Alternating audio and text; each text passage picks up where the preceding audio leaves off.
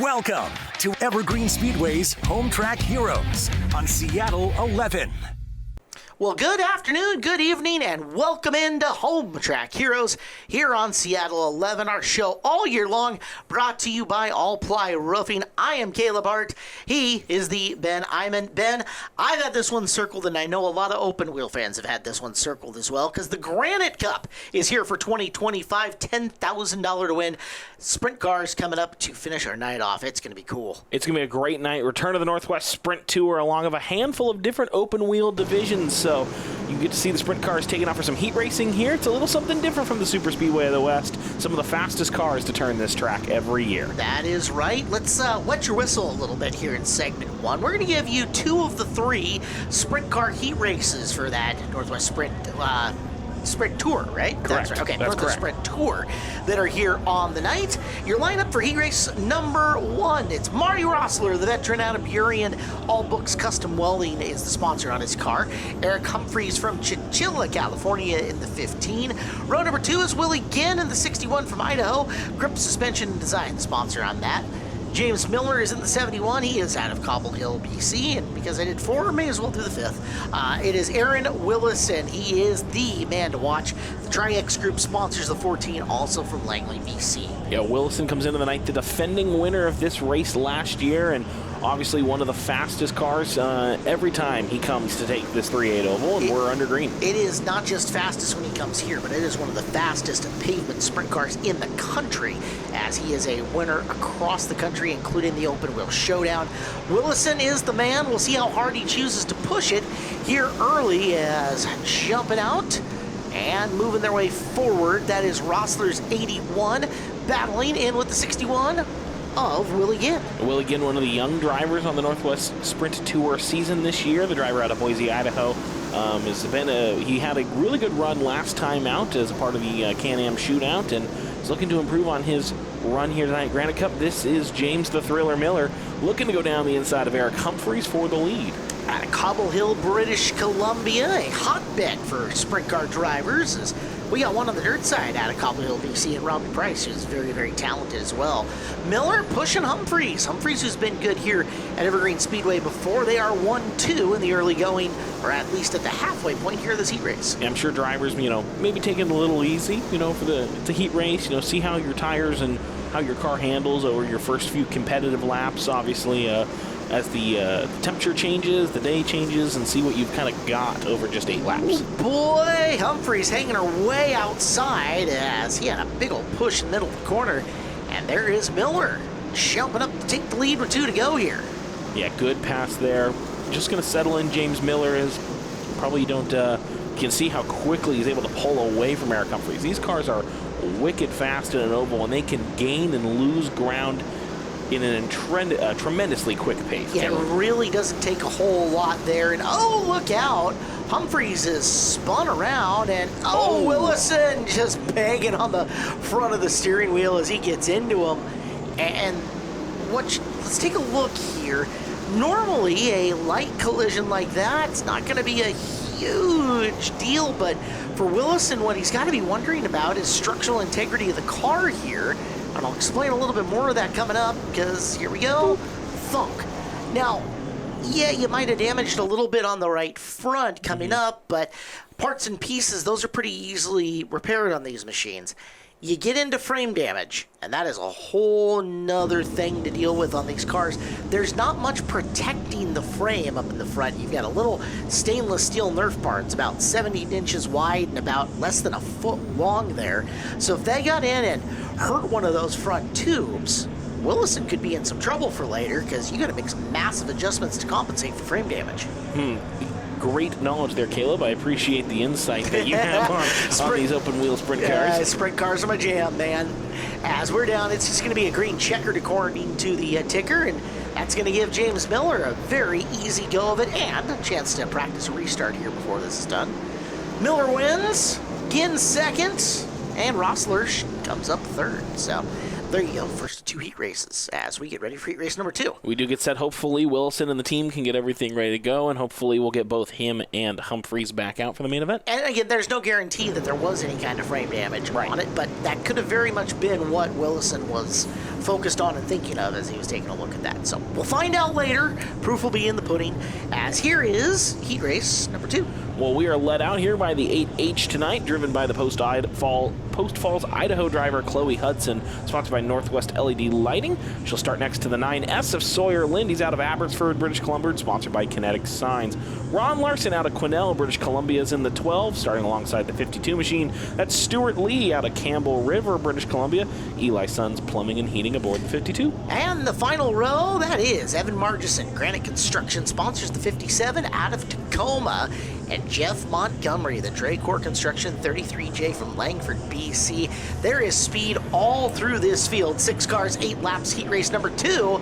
Up and running. Let's see if we can learn something. Yeah, definitely cars to keep an eye on. The 33J, your new and current track record holder, set that this year earlier at the Can-Am shootout in the weekend. And Evan Margison was the winner that weekend at the Can-Am shootout in the 57. So lots of speed in heat race number 2. Stuart Lee, who is not the point leader as of now, but is right up there in competition for the Northwest Sprint Tour points lead, has taken over the lead, kind of muscled his way to the bottom. And there is Montgomery, who I believe is his leading competitor in that one, sits in position number 2. Yeah, this is going to be a good battle here, not only for the tour drivers, but just in raw speed and raw talent around this 3/8 oval. And right now we're watching Margison and Larson, and Sawyer Linden appearing in your picture as well. It's that really fast front four in this one, and all these drivers know that the benefit of this is to shake down their equipment and figure out how it is working at the moment, as track conditions are going to vastly change. And it's one of the things that you had mentioned, nice little check session for them earlier. With the temperature going down as far as it is, I would be shocked if there's a driver in this field who doesn't touch the race car and make some pretty big swings on it adjustment-wise, specifically in tire pressures, potentially in stagger, and then potentially in weight distribution across the car, depending on what they're feeling right now. Lots of these drivers will look to change here, and obviously running slick tires, and so there's obviously a part of management in this, how quickly those tires will get eaten up. We've talked a lot about tire wear of class divisions like the Prolates. Don't know how much we'll need to talk about it tonight, but it could come up as a factor here as we're watching right now. Margison trying to go to the outside of Sawyer Lind. Now he'll duck back in and try to make the pass with the white flag out, 1 to go. To the inside went Margison. He'll make the move on his fellow former Focus Midget competitor. And to the inside for the checker flag, Stuart Lee takes the win. Jeff Montgomery 2, Ron Larson goes for position number 3, Margison up to 4. All right, hopefully you got your whistle wetted, because we're going to change gears just a little bit. We'll move to the Can-Am Sprints, and of course the first thing you're going to see out of these, no top wing, no nose wing. So downforce significantly affected in this huge group of cars ready for their A main event. The Can-Am lineup looks like this. Sean Priest and Tyson Cross make up the first row, the 71P and the 83, with row number 2, Kevin Rattel in the 55, and that is Greg Oakes in car number 01 outside row number 2. Row number 3, we'll start with the 29 machine of Matt Stevenson, starting alongside the 1W of Chris Oakes. That'll be row number 3. Row 4, Chris Schmelzli and Casey Cavender in the 27 and the 21, respectively. A couple of cars to keep your eyes on. 5th row is Aiden Kahn. That's the 1G. Next to him is Jason Kahn, and an all-Kahn row number 5. Jason's in the 33 car. Doug Giroux is the 9N inside row number 6, who is outside the 11 of Bill Lawrence. Justin Ribideau pilots the 71R, starting alongside the 7N of Colin Newton. And then we move back. Josh Coyne in the 4 will start alongside the 23 of Wes Helgeson. Trevor Bowers is the 12 car. He is inside row number 9, who is outside Keith Lawrence in the 09. Then it's James Coyne in the 71. He starts 19th, and your 20th starter is Bryce Oakes in the 8. There's a lot of great stories amongst this field. Big family affairs. You heard a lot of the same last names in that one, and that is one of the cool things about Can-Am Sprints, is that is a group of guys who likes racing with each other, likes going out and about with their families, as well as these non-wing sprint cars getting ready to rock and roll and come off the corner. It was Cross who was your winner last year from the outside of row number 1, and he'll jet to the early lead. Great shot here from the Elevate Racing Media drone. Appreciate David Nelson and Elevate Racing Media for getting us the drone footage. And Cross trying to go to the outside right now. Being defended well here on the inside. Not quite able to make a move yet. Sean Priest trying to really defend from him, but Cross with He was fast in practice, fast in qualifying. Ooh, a little tire smoke there out of the 71. Cross might try to cross over and get to the inside. Yeah, I think Tyson read that. He saw that coming, and as the 71 pushed into the turn, trying to take advantage and get to the bottom of the speedway, cross down low, and you want to talk about a guy with extensive experience in the Pacific Northwest. He is a former 360 wing dirt competitor, both at Skagit Speedway and with the Northern Sprint Tour, dating all the way back to the mid-90s. Oh. So it's been a while. He's also a very successful wing competitor up at Deming Speedway and Lightning Sprint 1200s up there. So he is in hot pursuit of Priest, and the battle for the lead gets really intense going into 3. Yeah, Priest running this mid-groove here, maybe just trying to defend from Cross a little bit, maybe make him run maybe half groove lower than where he might want to or not. Tyson seems pretty comfortable hugging the bottom right now and seems to be rolling really comfortably through the turns. Patience is definitely a virtue for Cross, a driver that I have seen really take his time and wait for the exact right moment to make his move in racing situations before. And right now, he's already seen one mistake out of Priest. He's also seen him push pretty significantly on corner exit. As we'll get our first Brandy Hood Promotions in-car cam review, and this is of Chris Oakes out of Eastern Washington in the 1W. Yeah, great onboard here. Cool, different places to mount these cameras on some of these open wheel cars, and especially with no big wings, Caleb. You get a really nice picture mounted up on the bar there. Yep, from the top of the roll cage at the back of the halo, that square area over the top of the driver. In chassis construction, they call that the halo.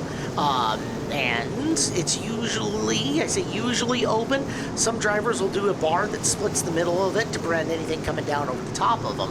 Got the GoPro all mounted up back there. Oakes, a veteran driver. He spent some time on the dirt in a limited sprint, and one of the other drivers in the field, Chris Schmelsley, is his car constructor, as well as was his crew chief back in those days. Interesting. So you talk about family affair and also just a racing family affair in some regard. Lots of people knowing each other and with some good history here. Oh, now look at that old school. Look out, we got a car shooting off into the green grass. Let's see if we can figure out who the heck that was. Boy, they went from out of nowhere and just shot off the racetrack. I was about to say, you're seeing Oakes there in the 1X and picking up behind him. Trying to identify the car number. I think that may be Schmelsley in the 27. Yeah, it looks to be closing in Schmelsley, or is that Schmelsley closing in on Kevin Rattel? That's one or the other. We'll figure that part out. As good battle on the left-hand side of the screen. Without the big top wings and the big numbers, it can be hard to identify.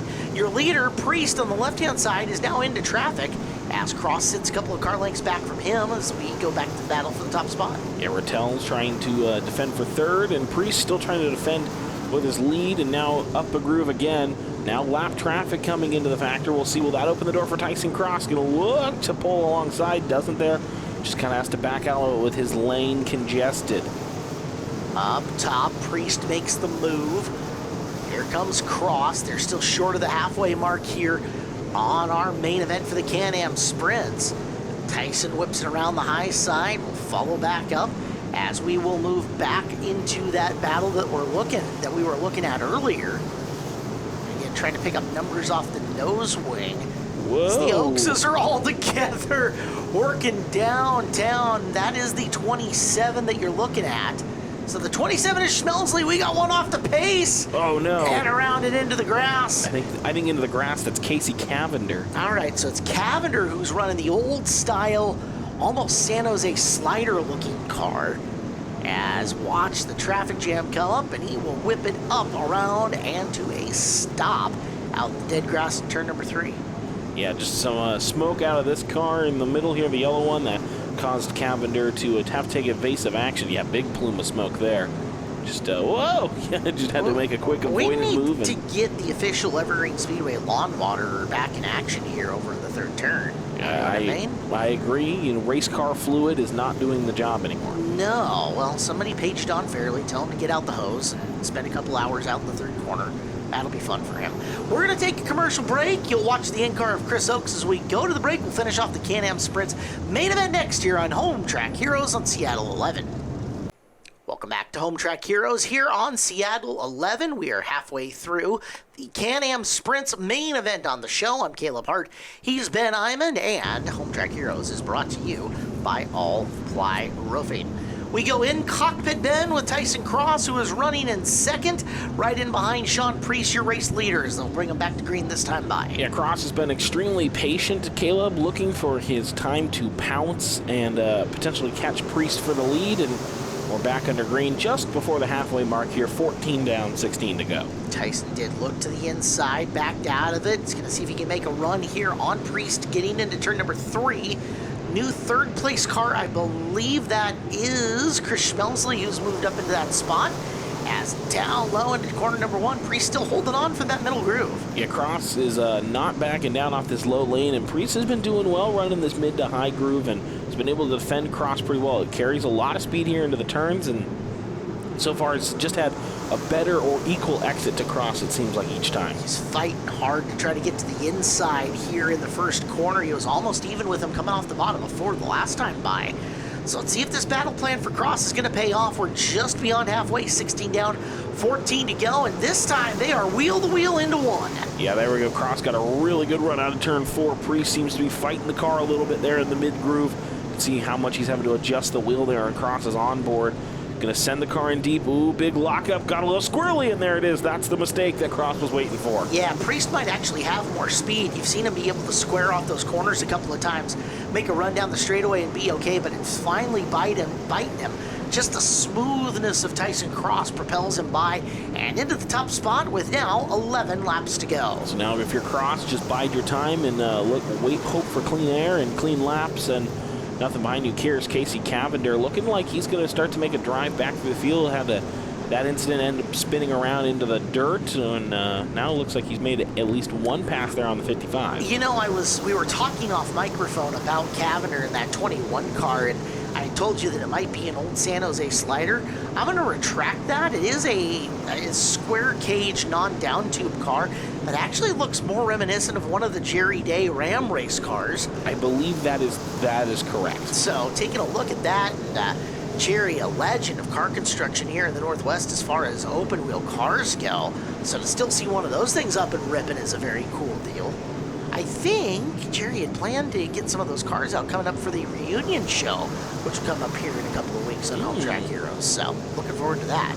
Battle for the top 3, still intense. Priest not letting Cross go. Schmelzley in third.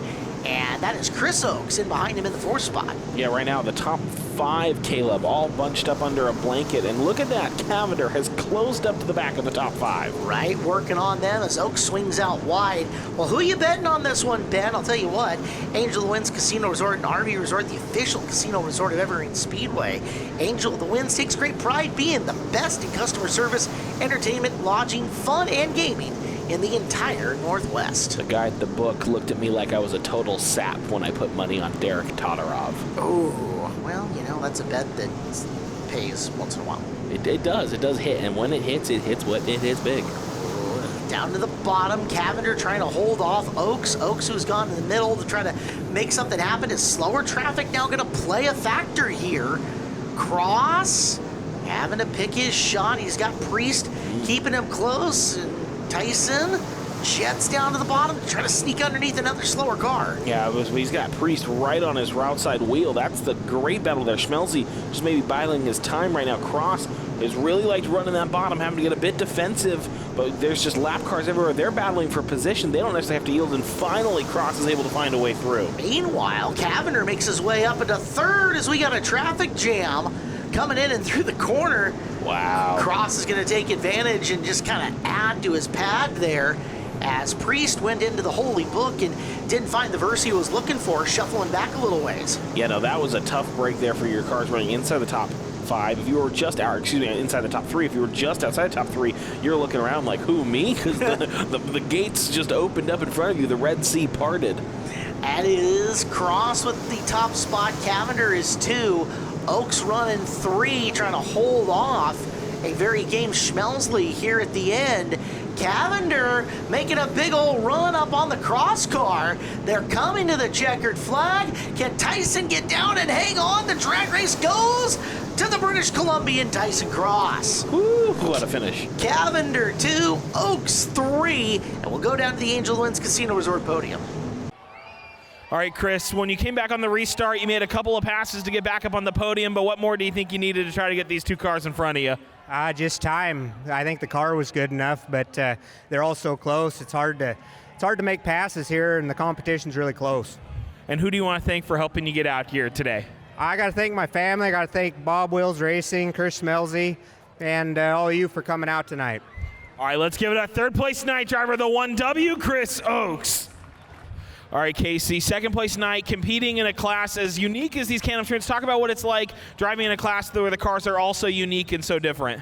Man, it's awesome, and it's only my third race in one of these cars, so still learning. Can't thank Jeff Cook enough for the opportunity, LJ Oil, everybody else that helps us out. My wife, Tori, daughter, Harper. Everybody helps us get here, man. It's awesome. Did you enjoy getting a chance to take that 388 oval, and what has that been different compared to some of the other tracks you've had the chance to run? It's awesome. It's a lot faster in State Line, so that's the only place I've ridden this car.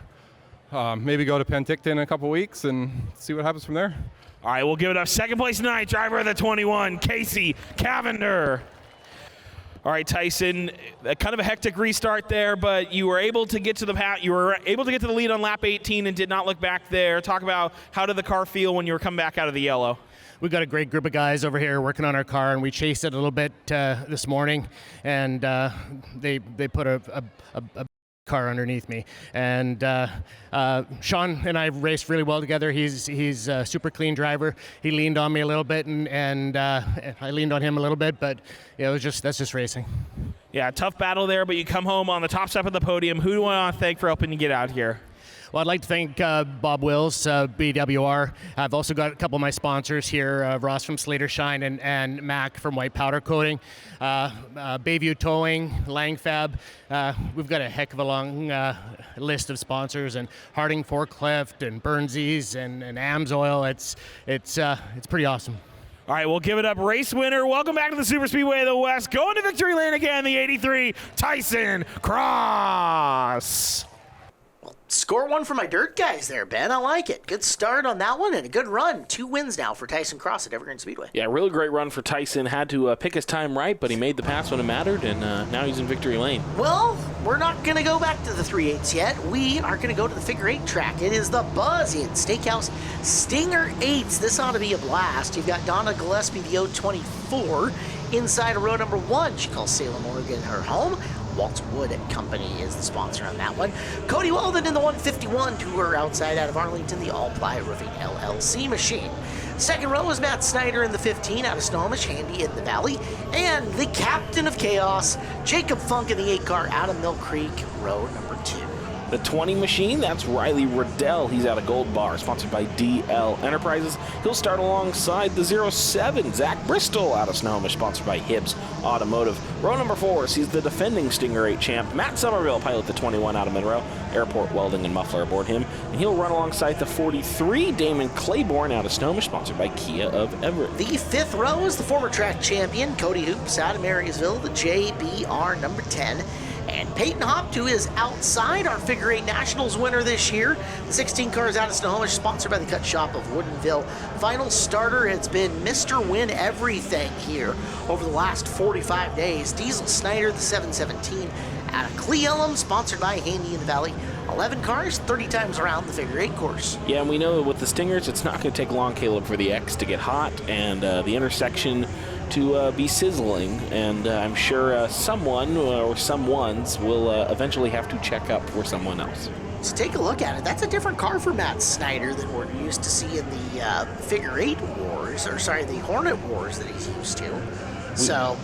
We have a handful of secondary cars in this race. I like it.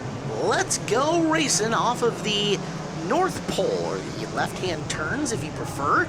Yeah, very cool drone shot from the guys at Elevate Racing Media. Big thank you to David and Amber and the crew there. Kyler when he bothers to come home. Look out! That's not good, Donna. Not good. I think she's still in the lead for right now, but that car incredibly loose. Weldon starting to plummet through the field. That's going to open the door for Jacob Funk to elevate up onto the podium right now. He's battling out with Riley Riddell. And hey, there's Matt Somerville already emerging, trying to get into the top 5. I have confirmed that the Captain Chaos t-shirts are in the works, by the way. Oh. And I'm requesting no royalties off of them. Wow, Caleb, how kind of you. Well, you know, I'm just trying to help a brother out. as he's to the inside of Rudell in the 8 car. Jacob Funk, who recently acquired the full 8-cylinder to go figure 8 racing as well. And Captain Chaos is having a very tame run so far because he's battling up there for position number 3. Yeah, good run right now for Funk, the Funkster, and good door going to open maybe on the inside here for a little bit. This will be Cody Hoops trying to go down the inside. So Gillespie, Snyder, Riddell, your top 3, and ooh, Funk tags Hoops, and Hoops is like, nah, I'm fine. Yeah, I guess Hoops is probably not going to get on that T-shirt pre-order list now at this point in time. You know what? Those T-shirts might just be too good, though. To the inside, Snyder putting a fender to Somerville as he's already advanced from nearly dead last up into top 5 adjacent, 6th as of the last time around. Hop sitting in the 7th spot right in behind him as well, and every one of these drivers capable of winning this race. It's just who's going to get to the front first. Absolutely. Right now, Riddell going down the inside of the 15 of Matt Snyder, and Riley Riddell might get elevated up to second. Good run for the 20 car right now. Hoops and Somerville, as are the 3 JBR teammates, all swarming Matt Snyder, looking to move their way forward. And Riddell will clear him coming off the corner. It was touch and go there for a second, but they've gone through. Now Hoops tucking in behind Riley. Recent high school graduate, down into the right-hand set of corners, or the South Pole, depending on how you want to call it. I prefer the South Pole. I think it's more fun because then you can make a Santa Claus pun on the other one. Yeah, we got through the Christmas puns last week. We can wait until another edition. All right. Darnells. Hop working his way past Snyder now, and trying to stay up with this field, but got a little tight at the beginning of the corner and got some front bumper for it. Meanwhile, Donna Gillespie, look out. Riley Riddell right there, sideways. Beautiful save by Donna, but at the same time, Riddell moves far enough out of the groove, and Cody Hoops says, hello, I'll take that top spot, thank you. Yeah, I'm sure Cody would love that top spot, battling it out right now for a Stinger 8 championship, and he's still got Riley down to his inside-outside, and Matt Somerville might just look to pick a spot where he can find one. Now he's alongside Riddell, going to push Riddell up just slightly where Riddell doesn't want to be. You can see how quickly he's trying to get himself back down and close off Diesel Snyder. Riley was trying even to squeeze back into that inside back in the North Pole, but couldn't quite get there. As Hoops, Somerville, Riddell, now 1, 2, and 3 coming up on Cody Weldon. Mr. No Lift himself, and Weldon's going to give them lots of room coming through. He darts back in, gets back on the track, but this has been, I think, a long-time battle in the Stinger 8 division here. Hoops, Somerville, and we'll see how much these two are willing to duke it out for the win. You know why they're called classics? Why? Because they're good, and that's just what this battle is. It's classic between Hoops and Somerville. They've been there more than a few times. As Riddell and Snyder now trying to deal with the slower traffic of Weldon. Riddell will get by, Snyder will get by. Here comes Peyton Hop, too, your current defending Stinger 8 national champion. Hop doing what he can to stick up on that. Zach Bristol is not giving any ground as well in that fight. Tough battle everywhere, but right now the leaders, look at how far away of gap they've already opened up, these two, as they're just, Somerville's just, I think, content maybe just riding on the bumper of Cody Hoops right now. You've got two very interesting, I say this, look at the way these cars are constructed. You've got the out there front bumper on Hoops, but they've got the full rear bumper cover on that thing. So, meanwhile, Somerville is making no allusions to the fact that that thing is prepared for battle. Look at those gigantic cow catchers on the front and back of the 21 car. Yeah, Matt Somerville is ready for war, I think, which is, I think, a good way to describe this division in general. Good way to say that is we're getting closer to halfway. Hoops has run a very smooth race out front. Somerville a couple of times has used the chrome horn, but so far to no avail because Hoops has been ready for it and has driven through it. Yeah, these drivers have driven well through contact. I know, Caleb, that if the world ever falls into a Mad Max apocalypse, I want to know a Stinger 8 driver. That's a good thing to do, as it was Riddell facing the wrong direction in the 20. Look out! Evasive action needed coming off the corner, and it makes the intersection interesting for Somerville.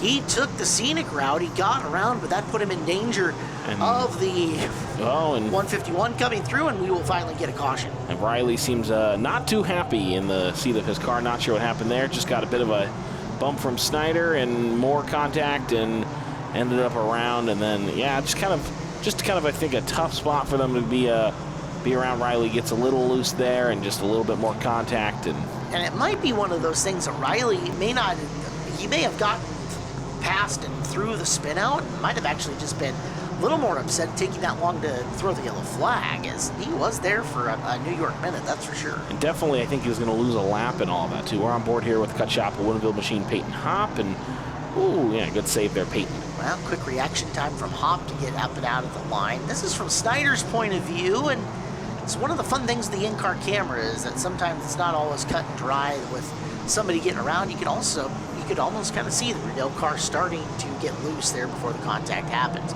We'll take a break. We'll come back. More Stingray Maine next on Home Track Heroes. Home Track Heroes continues on here on a Sunday night on Seattle 11. Welcome back. Our show brought to you by All Ply Roofing.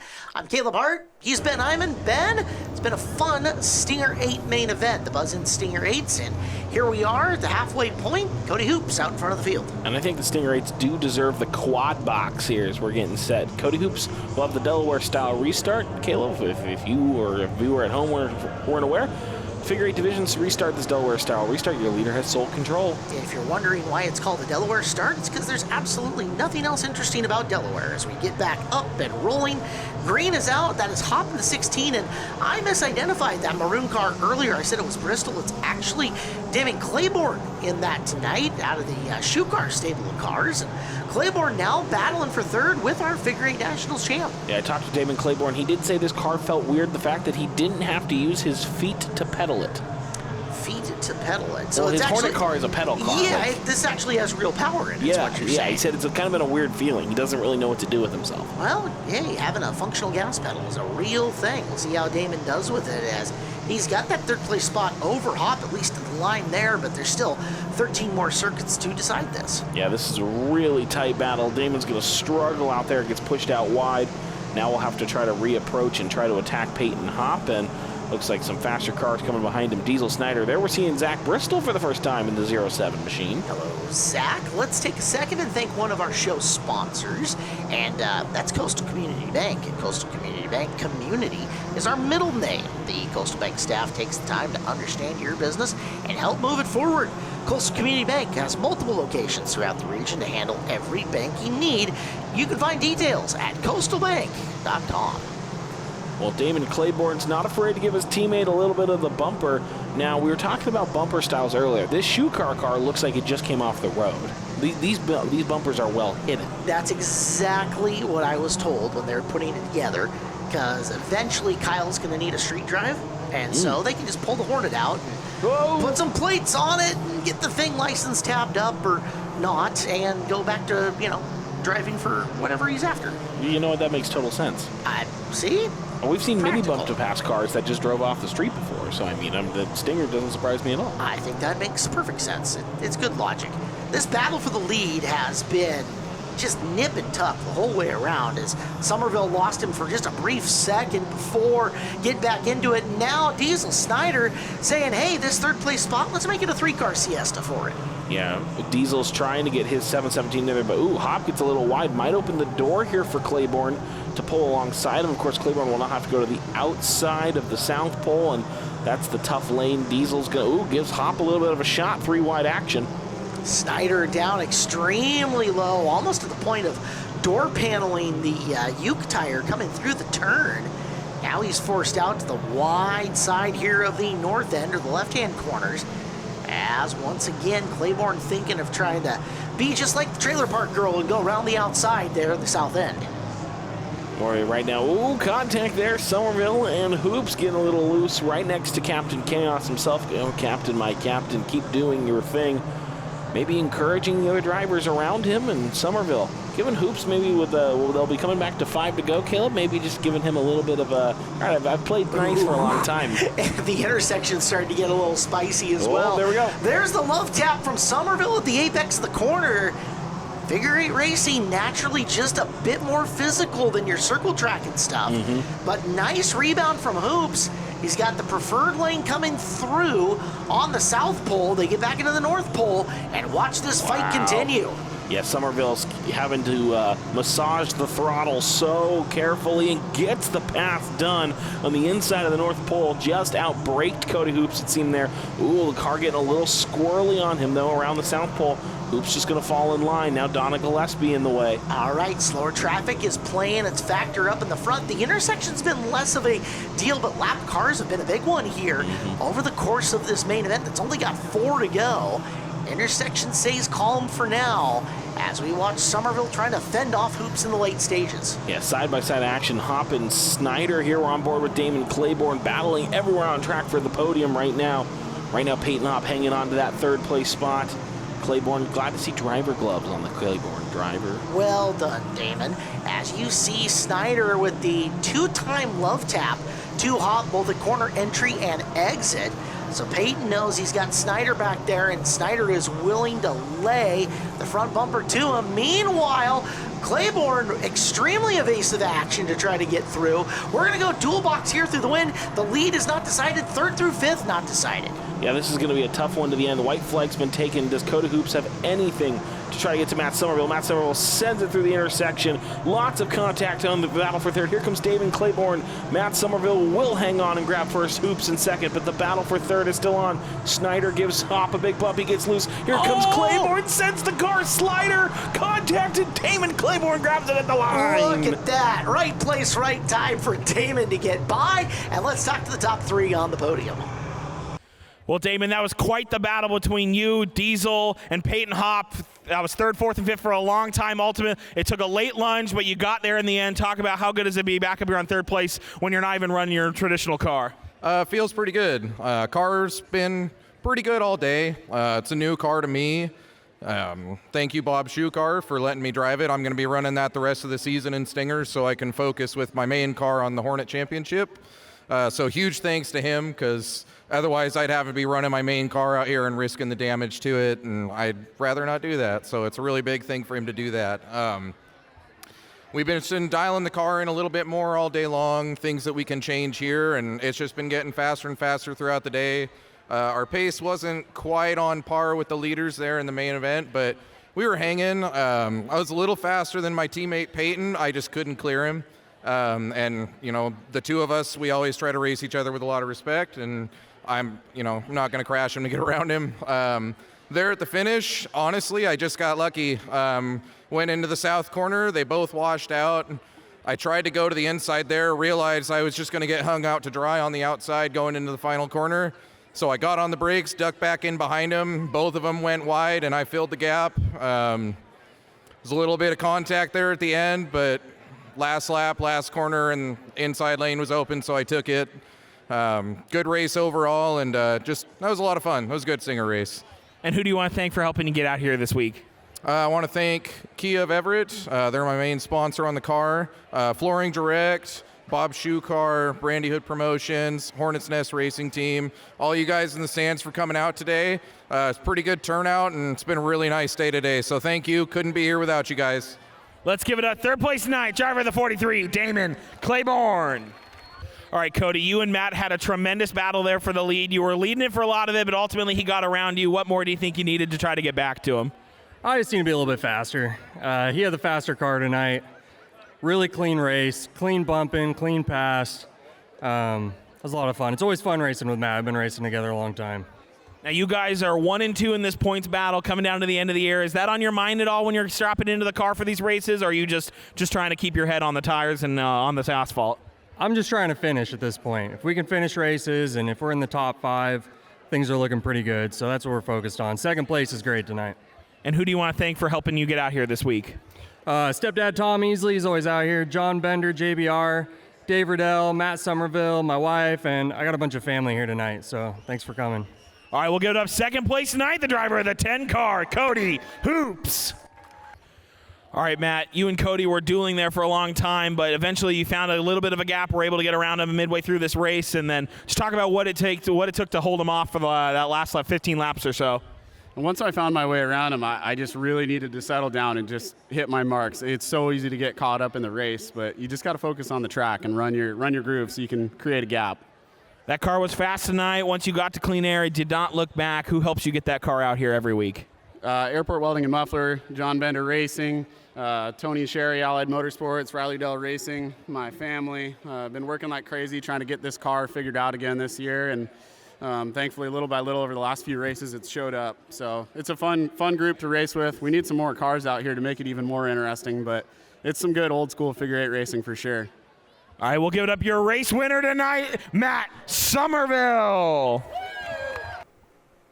Well, congratulations to Matt Somerville surviving through that one. That was wild for the Stinger 8s. It was a great finish. All right, forward we go, and to the Northwest Focus Midget Asphalt Series here on Home Track Heroes. Great to have these guys with us, 12 cars, and this is the Rebel Jackson Jr. Memorial. Rebel was huge within this Asphalt Series of midgets. He was a champion for them. We lost Rebel a couple of years ago, unfortunately. It used to be a Rebel Senior Memorial back in the day that the Wing Sprint cars would run. We hosted it at Fredo Raceway Park in 04 and had seen Wenatchee Valley Super Oval with super modifieds back in the day. Rebel Senior, huge influence on open wheel pavement racing in the Northwest, and Rebel Junior sure picked up his moniker, and the Tiger Rebel Jackson Jr., and we're going to go missing man formation here on the 3 wide to honor his passing. So this race in memory of Rebel, who was very, very influential in his own right as a pavement super mod, pavement sprint car, and in his late years here in the Focus Midgets as well. So this race honors him, 37 laps around here for the Focus Midgets. And while they do their 3 wide, let's start giving you their starting lineup. Up on the pole of this one will be Chloe Hudson. She is in the 16X. Next to Chloe will be Jason Thomas. He's the series points leader and feature win leader with 4 on the year in the 63X. Row number 2, he's number 2 in the Dirt Series right now, running the pavement tonight, the 24 of Nick Evans, and he is out of Granite Falls. And to his outside, Kurt Boyle, 15B, out of Des Moines. The 23R is Randy Schaff, starting next to the 04 machine of Riley Deaver. That'll be row number 3. Row number 4 sees the 19C Dalton Chris Smith, starting alongside the 76 machine of Corey Boyle. Final 2 rows, Brian Hayes, the veteran out of Mount Vernon in the 3B. To his outside, that is Dee Dee Shawley in the 27 car. Her husband, Joe Shawley, the 72 inside, row number 6. And then it is Mike Stitch Atkins in the 71 car. Stitch is the son of T. Michael Atkins, who has been around forever and a day, to the point where back when here at Evergreen Speedway we did the Western Washington Racing Association Friday nights, T. Michael was the announcer, amongst other things. Well, there you go. So, a lot of history here in running through the group. Thomas, he is the points leader. He's kind of the group organizer as well for the Focus Midgets. You've got the in-car camera with him. Dalton Christmas right behind him for feature wins on the year. He's got 3 of them. Riley Deaver has got 1 as well coming into this race. So should be fun. 37 laps, a little bit extra time for these drivers, and we are ready to rock and roll. Yeah, these drivers are going to come off turn 4 and see right here the green flag out. You can see the green lights on the onboard of Jason Thomas, and Chloe Hudson quickly getting to the lead car to the inside. Going to challenge Thomas. Thomas really going to close that off. Wow, using all of the real estate in turn 1 and 2. Whatever you got to do, as low as you got to go. Thomas willing to do it, as Hudson coming to the lead here for lap number 1. We'll settle in here as getting ourselves situated for a good race here for the Focus Midgets. 37 laps still on the docket, and 36 to go here. It'll be 35 at the line. Thomas now getting swarmed from behind, from the outside, having to do whatever he can to try to block and hold for a second. Chloe Hudson loving this, being able to get up and get some fresh air and get out in front. You want to watch a cool visual here on the Thomas car that just went away? If we get another in-car from him, look out, we got one around. I'll tell you once again, as it is the 16 around. Is that Chloe? That was your race leader. Oh, look at that. Oh, looks like just caught a little bit of the unwatered Don Fairley grass. Wow. So down the back straightaway coming off and dips those right tires in. Whoa. Everybody avoided. I'm not sure how Nick Evans missed that. Holy cow. Wow, just ran a little too wide. Yeah, and everyone did a real good job, and Good job for Alan, photographer, staying out of the way. Turn One Media having a oh boy moment. As here is Kurt, that was from Boyles. Look to the inside. That's Dalton Christmas that we're looking at right now from his in-car. And managed to make it by. Now here's from Evans. Now this is going to be narrow. Oh boy. Well, Nick is used to close racing. I just don't think he anticipated it being that close. And yeah, you can see how upset the 16X got coming through that corner and looping around. Well, that'll take us to a break. More of the Rebel Jackson Jr. Memorial coming up next here on Home Track Heroes on Seattle 11. We are rolling strong here on Home Track Heroes on a Sunday night. Thank you guys so much for watching us here on Seattle 11. He's Ben Iman, I'm Caleb Hart. Our show brought to you by All Ply Roofing. And these are the Northwest Focus Midgets on pavement with a whole lot of laps to go. 35 of them, in fact. Chloe Hudson was your leader. No longer. Jason Thomas will have the top spot. And Kurt Boyle will follow Mr. Thomas into the fourth corner as we take back off for green flag action. And Nick Evans will restart, third single file restart here for the Focus Midgets. Wow, the back of that pack got messy in a hurry. They're 3 wide back there. As you see Dalton Christmas taking to the high side to pick up some spots. And Nick Evans making a bid for the lead on Thomas through the middle as well. Yeah, here comes Evans using that mid-groove. Been interesting, that groove's just been interesting across divisions, I would say, this year, Caleb. Some drivers I found a lot of success in that mid to high groove. Noticing it more here for the open wheel cars, that they've been able to venture out there a little bit longer than maybe some of our closed wheeled stock cars. I think track conditions might suit it. It's just warm enough out there, but the track is cooling to where you could run the mid-side in these, and these midgets have an absolute brick of a tire. So you don't have to worry about wearing them out in one mid-length race like this 37-lapper. So you can go up, abuse the tire a little bit more, heat it up a little bit more, and be okay, which is what Evans is doing right now. Really solid through the middle of this racetrack and trying to bring Christmas with him. Yeah, good move right now for Evans. Interesting note on the tire. The tire are not going to be a concern for these drivers. Just hammer down the whole way through. It's crossover move. Evans trying to get to the inside of Thomas and got the nose in momentarily, but isn't able to quite make any move. And right now, single file, 1, 2, 3, your leaders all right there in one camera frame. Yeah, Thomas doing a really good job of keeping the low side, not necessarily blocked, but enough to where even if he only leaves a hair, it's not going to be enough for Evans to get to the point where Thomas will have to move. So it's a really smart defensive line that Jason Thomas is running right now. And oh yeah, Boyle and Christmas both trying to get in there and making it 4 cars partying for that top spot. Yeah, and just a couple more hanging off the rear. You can't discount we've got like a 6-car party going on here. All of these drivers battling for a spot on the podium. Unfortunately, only so many of them can get on there. Riley Deaver, you can see that bright pink one, and that's Randy Shank just in that like last 6-car party. Yeah, the Schaff car, who has run both dirt and pavement over this year, has looked very strong and getting stronger here in the paved wars as he's closing in. A little tire shake on the Evans car, and I'll see if I can get a better look at it, but it's on the left rear, and that to me says maybe something in the suspension isn't quite where they want it to be. It's either that or the wheel's just a hair bent, but I'll get a closer look the next time we get in. Yeah, we'll see how that affects him as here we go. Yeah, here's Schaff going to the outside, really trying to use that high groove, gets around Deaver up into 5th, and now we'll go to hunt on Boyle for 4th.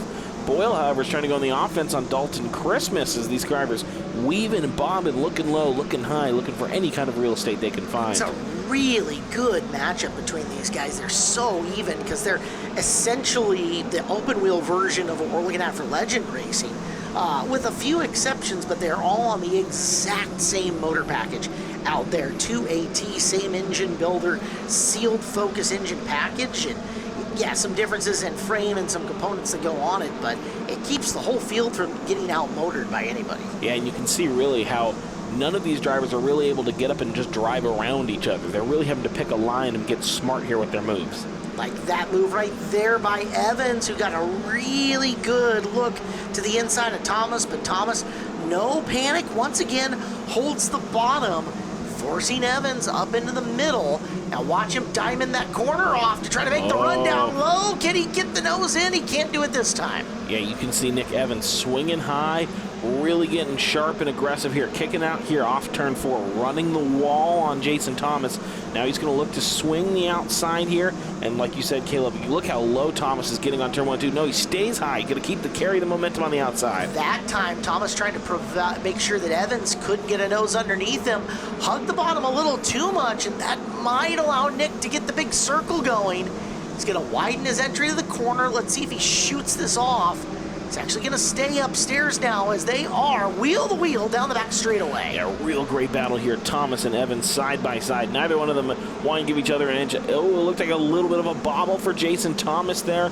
Was able to still, and he'll cede the position to Nick Evans at the line, and Nick Evans will clear here in the middle of the turn. New race leader with 20 to go is the 24 machine of Nick Evans. And now Thomas coming under fire quickly from Christmas and a slew of cars behind him. Yeah, Christmas trying to follow him on through. Let's take a second during this fantastic race and thank our guys at Tire Pros, the official tire dealer Evergreen Speedway. Tire Pros, the one-stop tire retailer where honesty is the best policy, and they have a hassle-free guarantee. Tire Pros has all the national brands and offers a nationwide warranty on your tire. Check them out, tirepros.com. Well, Jason Thomas, since having to come back to second, is now coming under fire from the 15B of Kurt Boyle. But look, Christmas, Deaver, Schaff, look at all these cars wheel to wheel, side by side. Riley Deaver getting real aggressive out there. Caleb trying to run that high line, maybe trying to replicate a little bit of Nick Evans, Nick Evans did to get to the lead. Got to end up going where they aren't on that one as he tries the upper reaches of Evergreen Speedway here. And to an extent, he's making it work. As there is Deaver driving down in. Ooh, whole lot of bumper action to Thomas and Kurt Boyle. As to the inside, there goes Deaver, the feature winner on the year. He'll look to make the pass on Thomas going into 1. And Kurt Boyle just maybe, his car's all squirrely all over. Wonder if that contact maybe knocked something wrong in that car. It was really loose going down the back straightaway. Jason Thomas, incredible recovery, hanged on to second there. Now Deaver will inherit third. If I remember correctly, the car that Deaver is in is my car. That is the car that I drove in 2016. Oh. So look at that. Series champion, by the way. Not for me, but somebody else with the car after me. But okay. It's fast equipment. It's also going to be one of the older of the cars in the field, as that car was a 2013 frame. So, yeah, it's got some seasons on it at this point. Well, a little bit of Caleb lore being dropped in the middle of home track here. This is Riley Deaver trying to take a hard car to victory lane. Working on it, trying to get to the high side here of Thomas. Really needs to get around him because Nick Evans is just throwing the keys to the counter and checking out. Yeah, right now Nick is got to be loving this 5-car squabble behind him. And right now Thomas, again, Jason Thomas has, if there's one thing he's done really, really well today, Caleb, it has been defensive driving. He's been under fire this whole race and has made it as impossible for these drivers to get around him. We're 25 into this, and there have not been a stress-free lap for Thomas in there anywhere at this point in time. As we will go to the top of the roll cage on Dalton Christmas, who got shuffled back a little ways in one of those exchanges. He's coming after Boyle, as Boyle with the big push in the corner.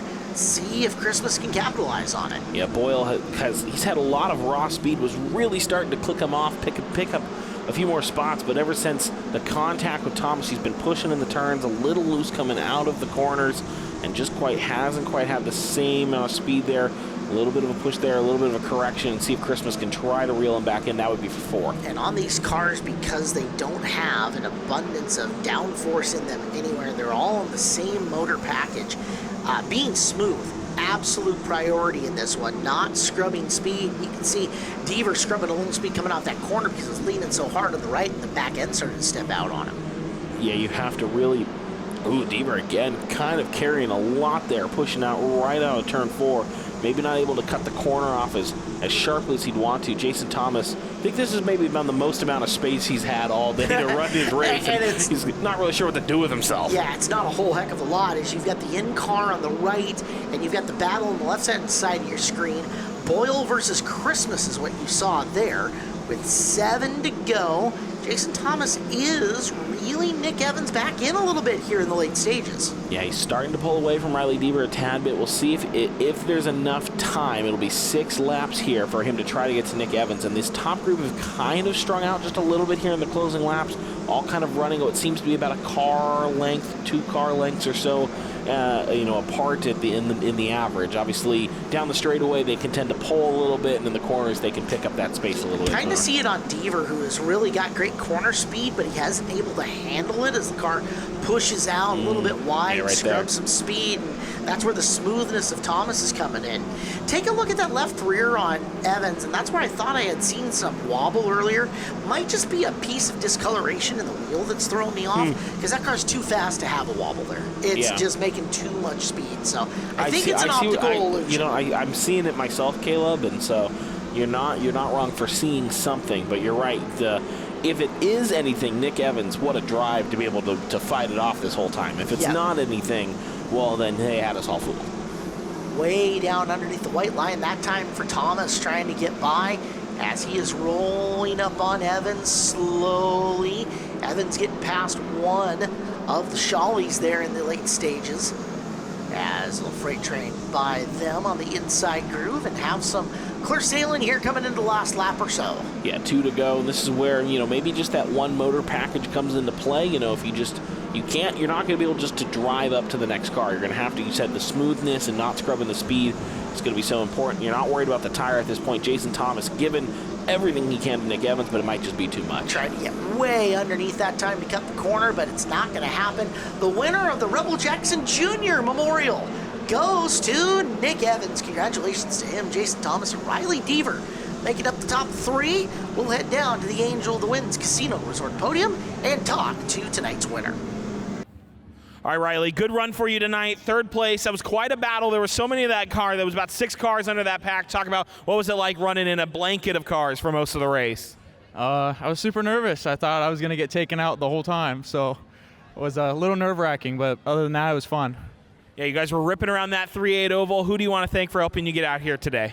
I want to thank my mom and my dad, my Uncle Craig and my Aunt Chris, all the Northwest Focus Midget guys, and Evergreen for having us. All right, we'll give it a 3rd place tonight, Riley Deaver. All right, Jason, 2nd place tonight. That was quite a hectic rake. You were leading there for a while, but what more do you think you needed to get back to the leader? Well, I got back to him. I just ran out of laps. Kind of over-anticipated going 37 laps instead of 25. I set it up for the long run, and it was there. Just ran out of time. But a good race for you guys tonight. 2nd place, got to feel good. Who helps you get out here every time? My family, ABC Hydraulics, UMI Fire Protection, Storm Lake Paving, Sean Carlson, and that's about it. All right, sorry, I cut you off there. Oh, they just make things happen. All right, we'll give it up. 2nd place tonight, driver of the 63K, Jason Thomas. All right, Nick, come to the top step of the podium. It took you a while there. You had to pick your spot. Talk me through making the move to get to first. Yeah, I just knew I had 37 laps, and I felt like I was a little better on entry than him and then coming out of 2 here, and 4. But, yeah, just kind of, I tried the outside. It kind of worked, didn't work, and then I just kind of settled in and caught my breath and did it again and finally got it. So just kind of being calm, relaxed, and only had 37 laps and set them up. A long race for you guys, 37 laps, and also the Rebel Jackson Jr. Memorial race. Talk about what does it mean to win a race like that? Yeah, last year I led, I think, 25 of the 37 laps and then gave it away to Tyler. But hats off to him, and I'm glad he's not here today. But anyway, yeah, it just means a lot winning this. I looked forward to winning it last year. Obviously it didn't. But, yeah, Rebel was a big part of the series and racing in general. And who helps you get out here? Yeah, I got my mom and dad, my wife, my little girl here, JD, John, and all the sponsors. We got Formula Tire, Gemma Bell, Dustless Streams, Bardall, Speedmart, Triple X, on the level fencing. Just a ton of Prairie Lanes, a ton of people to help me out, and I appreciate it, and all the fans. All right, we'll give it up. Your race winner tonight, driver of the 24, Nick Evans. We continue on here on Home Track Heroes on Seattle 11. The Granite Cup coming up in just a little bit. But more to get through before we get there. I'm Caleb Hart. He has been Iman All-Ply Roofing is our show sponsor. And the All-Ply Legends are on the racetrack. Huge field of cars once again running on the 3/8 mile circle track style. Let's give a look at our lineup. Damian Harris is on the pole out of Lake Stevens, the 20 car sponsored by Flowmaster Gunners. Jeff Mueller to his outside out of Lake Stevens, the Thermotech car. Rick McNeil inside row number 2 in the 11M out of Bellevue, Optimus Construction for him.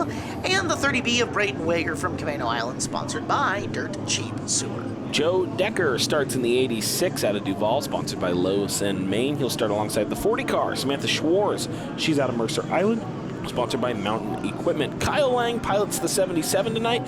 The car out of Stanwood Premier Painting Company, LLC, aboard the car.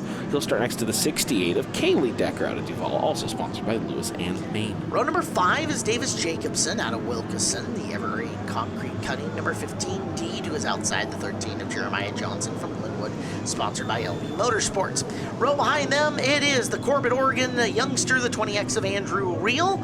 And to the outside of him, Issaquah's Jaden Luce in the 19, sponsored by Mom and Dad. Chris Thompson pilots the 10 out of Snohomish, sponsored by Weather Right Roofing.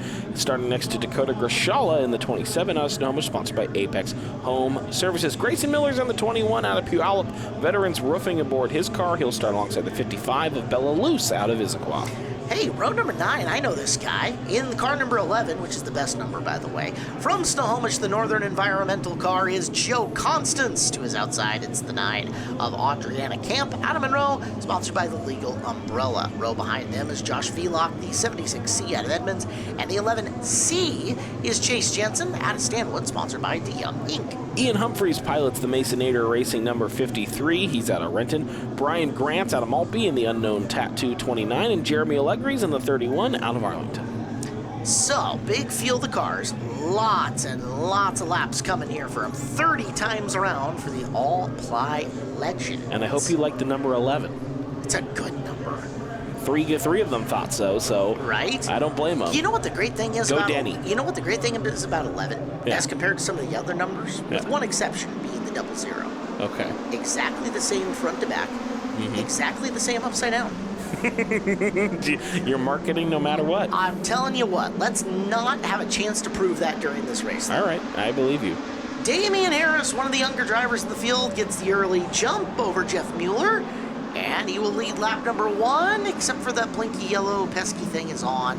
And the number obscured car in the corner, it's the 9 of Adriana Camp. We'll fire it back up and get going. It looks like Jeremiah Johnson involved in that one. Don Fairley, and we need you to move the sprinkler.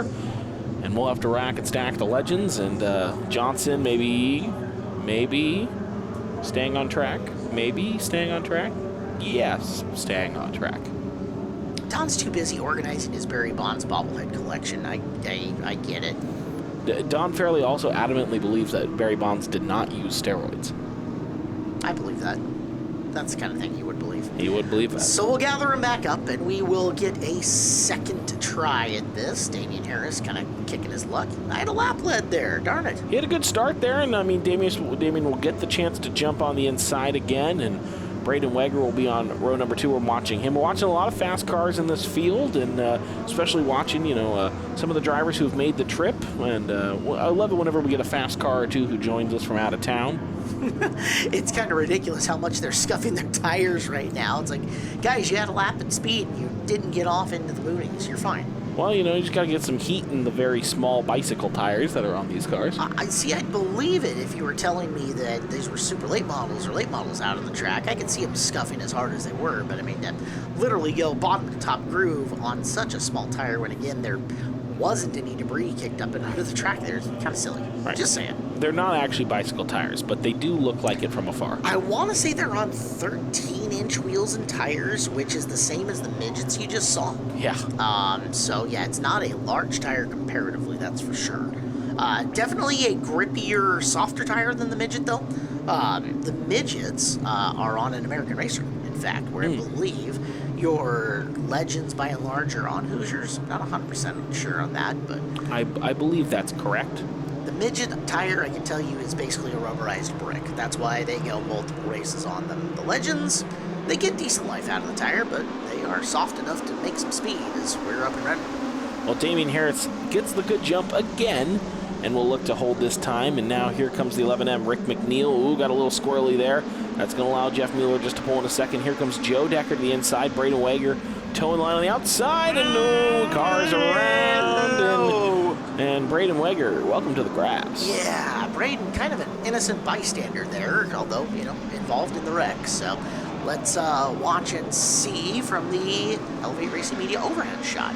Well, looks like, just a contact. Looks like McNeil and Mueller. And a tough break there for Weger, and those cars running the top line. Looks like Kaylee Decker, Schwartz, Jeremiah Johnson, all of them had to brake pretty hard. Yeah, that was a mess. Here's from the in-car camera from Constance. Yeah, it got dirty down there. Yeah, ooh. Now from Harris. Yeah, that was a love tap, wasn't it? Yeah, that was just to kind of, we'll go look at Braden Weger. Skull gloves and all are not going to save him from this one. I'm free. I'm not free. Yeah. Although, look at that. Isn't that perfect placing of the social media placard? I think Braden's doing smart. That was well done, Braden. My bad. His mom's going to kill me. Yeah, Sorry, that's your tough one. That's on me. I'm going to answer for that one on Facebook. Now we're even. At least you haven't mentioned hobbits during this show. We are still 30 laps to do here in this race. It is Damian Harris from row number 1, and this time he has got a new dance partner to his outside. Except he does not. It's still Jeff Mueller. We still haven't completed a lap. How does that work? He causes the caution, he gets his spot back? Well, we did not complete a lap, Caleb, so we reset the lineup. And you are a kind and merciful folk here at Evergreen Speedway, I'm just saying. You know what? It wasn't up to me. Wait, you're not the race director too? I'm not the race director as well. That is a job that I do not envy. All right, so title your hate mail and mail it in care of Jonathan Peterson. As we go down the back straightaway, the green is back out. Maybe it'll stay out this time. I think Damian Harris would really like the green to stay out because he's had 3 good jumps off the start. And, all right, there we go. Get across the line, Damian. All right, lap counts. There we go. Yeah, but they're trying to make lap 2 ugly too. Well, that's fine. We'll at least put 1 down. They are all over the place in the back of the field.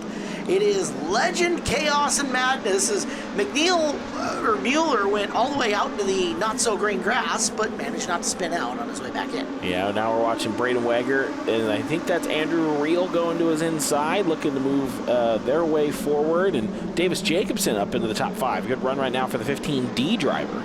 There goes Reel, peeking a nose to the inside. He one of 2 feature wins over Showdown weekend for Andrew. Well done for him, and has followed it up since then with a late model victory at the Montana 200. Yep, Andrew Reel and I think Idaho 200. Idaho 200, Montana 200, Idaho. Same state. Those are similar things, but Andrew Reel stalking his prey like a wolf, going to go to the inside, potentially of Davis Jacobson if he can find a move. Looking down low, unfortunately, Adriana Camp is rolling to a stop at the exit of turn number 4.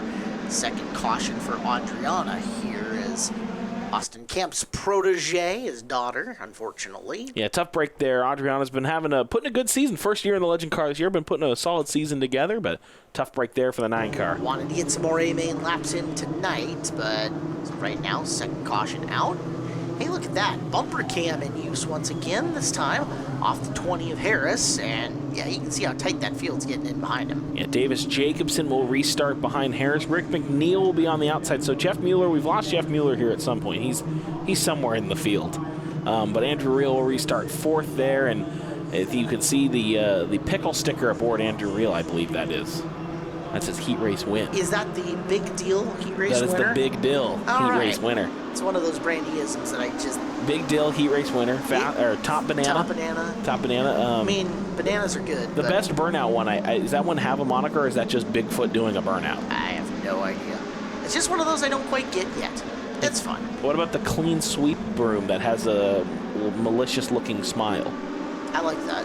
All right, that works for me. All right, okay. As long as we can find something. All right, so the 20s are doing awfully well here as they're occupying positions 1 and 3. Damian Harris, and then Davis Jacobson, and then Andrew Reel.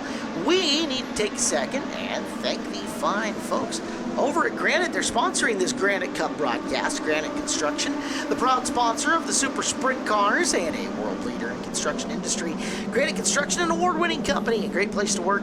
If you are looking for a career change, find your dream job today at graniteconstruction.com. Well, a driver we haven't said the name of so far too much today is Jaden Luce, slowly starting to pick his way up into the field. He's picked up a couple spots and now starting to run inside the top 10. Speaking of picking up spots, Andrew Reel to the inside of Davis Jacobson.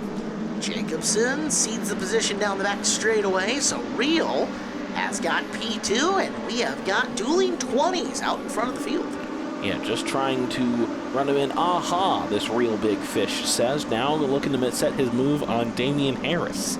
It's Harris gonna look to hold off Real, and again, two of our extraordinarily younger drivers. Neither of them has their driver's license at this point in time. They're not legal on the roads, but they're legal on the 3/8 as the bid for the lead goes into the corner. Yeah, Harris swinging up to that top groove. Real sticking more to that JZ line, and it's going to make the plant work. And, problems for an 11 car. Is it the 11C? Yes, the 11C. Now, there's a little baby C on that. I see it. That's Chase Jensen. That is Jesse's son. Seen a lot of them at Deming Speedway this year in the 600 division. And that could have been a lot worse. Let's get the up top look at it. That's the risk with the JZ line. Sometimes it just can bite you if you're not too careful with it. And on board Ian Humphreys, yeah, just tough break there for Chase. Get in that corner, and if you just over-scramble those eggs a little bit, they get a bit runny. And unfortunately, around goes Jensen. To the back of the field he goes, and we get to restack him and re-rack him for another restart here in the All-Ply Legends. So it'll be 21 to go, and tough break for Andrew Real, whose pass will get reset. And he'll have to restart on the outside of Damian Harris. So Damian will get a second shot to go on play defense. Jacobson will refire off third. At least here in the double file restart, you get to start side by side with the guy. True. So big, massive advantage rather than having to make up that 6 to 8 feet of car position. You do get to restart right alongside. English is easy for me. And coming to the green. Well, the green flag is out here, and right now Harris has the low lane, and car parts flying. That's Jeremiah Johnson. And car parts for everyone, Caleb Hart? New parts for everybody on this one. Let's take a look at the replay here. Yeah, this is just sometimes I think just a breed cautions moment, and contact Kyle Lang, Grishala, Johnson. I definitely saw someone run over that fender. It was one of the 11s. It starts with right Johnson. There. Yeah, it starts with Johnson spinning out from the bottom. You're right, the double file restart is effective in creating racing off the restart and not necessarily penalizing somebody like a Real in that situation, but unfortunately it makes everything very close quarters as you're coming up to speed. Yeah. Getting more in-car from the boss, though. Yeah, that was a tough one there. You saw Joe Constance have to work to avoid some of that one. So we'll see where everyone shuffles out, see who stays on the racetrack, and now they're being told single file. Hey, all right. That might be okay. 16 to go here in this main event. I told Joe before he jumped in the car, the more other guys you wreck, the more parts we sell. So, you know what? It's a win-win. Don't be your own best customer. Make our other best customers. You know what? I love the thought behind it. Yeah, right? It's if I'm getting wrecked, but I'm at least getting wrecked by the car parts guy, then that's what it is. Yeah. You walk in and go, hey, Joe wadded me up this weekend. Can I get us something? And I'm probably gonna say maybe. Harris back to the green flag. That's a cool shot. Yes, it is. Harris, Real, Jacobson, your top three at the halfway point of this race. Yeah, Damian Harris is going to have a good chance to defend from Real, but Real's got a lot of speed off the turn, getting to the inside. Maybe getting a little clean race in there, a little bit of touching maybe there with the wheels, but off of turn 4, Andrew Reals now got to get around one more time before this caution flag comes again and actually cement the lap. Please stay green is all he is thinking in his head. Jacobson makes the move by as well. Smart move by Davis Jacobson to just follow the train on by. And Wager trying to do the same thing as he's working the inside. Yeah, this is just a tough break for Damian Harris getting pushed to the outside, and he's going to lose 1, 2, 3, 4 spots if Joe Decker can get down the inside. It may not be done yet because they are just stacked up in a line behind him. So Harris has got to look for opportunity here to just blend in where he can. Oh, Jaden Luce hopping to the high side. Maybe the 19. Maybe he sees, I can't afford just to run in this single file line. I got to try something else. Well, Kaylee Decker is also in that line. Samantha Schwartz, and hey, look, that's a way to create a spot. Probably not what anybody was thinking. No, there, tough break, Jaden Luce, Joe Decker, some contact. Kaylee's going to slip on by, and now the 68, daughter past dad, and will look to pounce on Samantha Schwartz. That does open up the position, though, for Harris to pull down, get in behind, and quit hemorrhaging spots as we take a look at Schwartz with Kaylee Decker coming in. Too many black and green cars in the division, you know what I mean? There's a handful of them, and when these cars are so small, the bodies of them, like we talked about earlier with the wingless open wheel cars, it can be sometimes hard just to pinpoint the number. And as much as I would say make your car bright orange with a hot pink number, and that would help all the announcers. On the Decker side, the fact that those numbers are reflective is really challenging. There used to be a no reflective numbers rule with the racetracks. And then, transponders came into play, and it wasn't so bad, but from the announcer's point of view, those reflective numbers are really challenging. Yeah, it definitely sometimes causes, especially when the lights hit them just right, it can sometimes cause a problem. Braden Wager's looking to hunt down Davis Jacobson here for second. There'll be 9 single-file laps to go here for Andrew Reel. As trying just to drive away. Hasn't quite really driven away from Jacobson and Wager right now, but Braden Wager feels like he's the faster car. Well, he's got the line to make that a true statement coming here as he just barely dips the left side tires below the white and makes the pass. So Wager into second. Jacobson fighting him and right in on the rear bumper as well, but racing him clean as they come off the corner. Wager's got the spot, but Jacobson is not letting him go. No, Davis Jacobson's still right there. Damian Harris just off the back of this picture. Good run for the Flowmaster Gutter Machine. In 4th place in the young driver from Lake Stevens. Really showing improvement this year. Good run for Damian right now, top 4. So we're down to 7 left. Andrew Reel, who has won one of the last 2. It was Dylan Wolf who ended up getting that win in the second day of that show. Yes. As he pulls his way forward, is trying to go 2 for 3. He has got Wager trying to chase him down, who's got a little bit of breathing room between himself and Jacobson. He himself has a little bit of breathing room between himself and Damian Harris. Yeah, right now, just see if there's enough time here for either, see if Wager starts to pull away from Jacobson and starts to reel. Sorry, that was a bad word choice. I loved it. Or if Jacobson can actually get back to the 30B here right now. The dangerous thing for Wager is that if he pulls out of line and tries to swing high, look out, we got a car around, is that Jacobson could be right there to sneak it from him as the 19 of Jaden Luce. It's not been the day I think the 19 wanted coming into it. A little contact earlier, and now it looks like just, I don't know if there was contact there or just lost it in turn 2, but tough break for the 19. Racing with the 10 car being driven by Chris Thompson, the Mountain Dew themed paint scheme on that. Well, let's watch in cockpit. And if there wasn't contact there, I'll be vastly surprised. All right. We need to take a break. We'll come back. We'll get the All-Ply Legends main event finished off here on Home Track Heroes on Seattle 11. Home Track Heroes continues on here on Seattle 11. Our show brought to you by All-Ply Roofing as the All-Ply Legends are on track. I'm Caleb Hart. He has been Iman Ben. This has been interesting. The racing's been good, but boy, we have had a lot of stoppages as usual. Yeah, it's been kind of a tough night. I wonder if whatever cursed burial ground, the Innex plant where all these cars are assembled, has been reactivated. Somebody went and did the ceremony there. Yeah, that can be it, because I mean it's not anything we're doing. Right. Well, we will get a single file restart with 5 to go. Andrew Reel in control of this. He has been for a bit. Braden Wager and Davis Jacobson sitting second and third as the long line of single file cars rolls down the front straightaway, and we go to green. Schwartz is the first driver willing to step out of line, try to get inside. Braden Wager is going to challenge on Andrew Reel and try to fight him low, but Reel just seemed like he was just able to carry more speed into the turn, maybe braked a little bit later. Grayson Miller, Jaden Luce into the grass. So a caution after the caution. Cautions breeding cautions once again. As, well, let's take a look. Once again, pretty cut and dry. Yep, just tough break there. Miller and Luce, little contact, and both of them into the dirt. So from Adriana Camp's point of view, here is Ian Humphreys. Humphreys to the point where you can see the 19 of Luce get up and off the ground. Let's see how you feel that in the brand new Promotions GoPro look. Oh, whoop. And Legends are not supposed to get airborne, but they surprisingly do that a lot here on Home Track Heroes. Just here on Home Track Heroes, we think. Yeah, nowhere else. It's a mutual exclusive. It's a good reason to tune in every Sunday night here on the Seattle 11.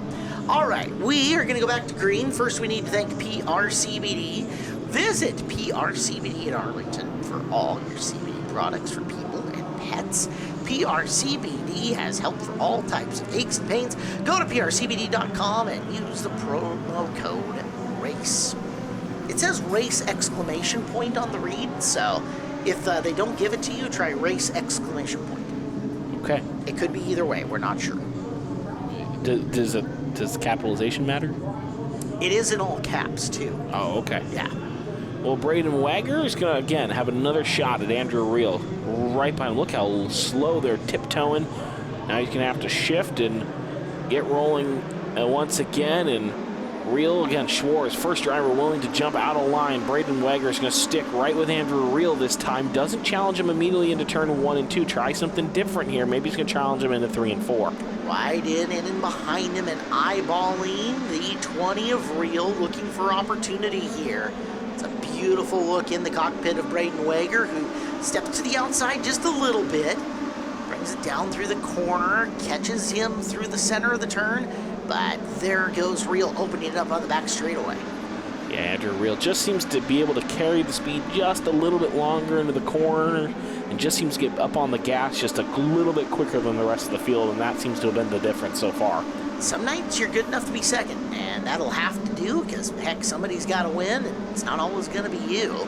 Wager has a couple more laps to figure out if that is indeed his fate tonight, or if there's another little trick that he's going to pull out of the cloak of the Wizard's robe, as Wager into the back straightaway, eyeballing up Reel, but Reel looks flawless as they enter 3. We'll see whatever Wagner has brewing in that cauldron to try to get to Andrew Reel. Not sure if there's anything left there in the jar. Maybe some rabbit's foot? Not sure. Andrew Reel, real good turn through 1 and 2. Down the back straightaway with a car length in between them. 2 more corners to determine our fate. And this one belongs to Andrew Reel. Nice run. It's 2 out of 3 for him. Wager is second, and a great run for Davis Jacobson in taking third. Let's talk to him. To the Angel of the Winds Casino Resort podium we go, and your top 3 winners interviews. All right, good run for that 15D car. Seemed to get quicker and quicker as the year has gone on. Third place tonight, how does that feel for your, and how's the season treating you overall? Feels great. Beginning of the season, we got a pretty good little jump on points, and I was happy about that. Kind of making it to the front of the field, and then we had a couple of bad weekends the last couple weekends, but tonight we definitely picked it back up and got kind of back in the running. Yeah, kind of a choppy race there, a handful of restarts. Talk about, does your strategy change all as a driver when you're feeling a lot of the caution flags coming out? Yeah, mostly I just want to stay consistent and just want to keep, getting the laps down and keeping my spot and trying to advance every caution, every chance I get. And who helps you get out here? First of all, Travis Bliven with Premier Performance Legends, making my car fast. I really appreciate him and all the hard work he puts into my car. Evergreen Concrete Cutting for funding this whole endeavor we have and getting me out to the track. I'd like to thank Cascade Automotive, the Truck Shop, and Flaggers Logging Service. All right, we'll give it up. Third place tonight, the 15D, Davis Jacobson. All right, Braden, good run tonight. Seemed like the 30B came back to life. Second place, you just a little bit short of catching Andrew. What more do you think you needed? Honestly, I feel like the car might have been a little better if we didn't get banged up in turn 1 there. But overall, it was a pretty fast car for being a little bit bent. And, it took a minute to fire off through the whole day. But once that thing fired off, it was a rocket. You've only got a couple more races this season. How much are your points on your mind as you're coming down the wire? I'm just keeping my head straight, going one race by one race, and hoping it goes well. And who do you want to thank for helping you get out here?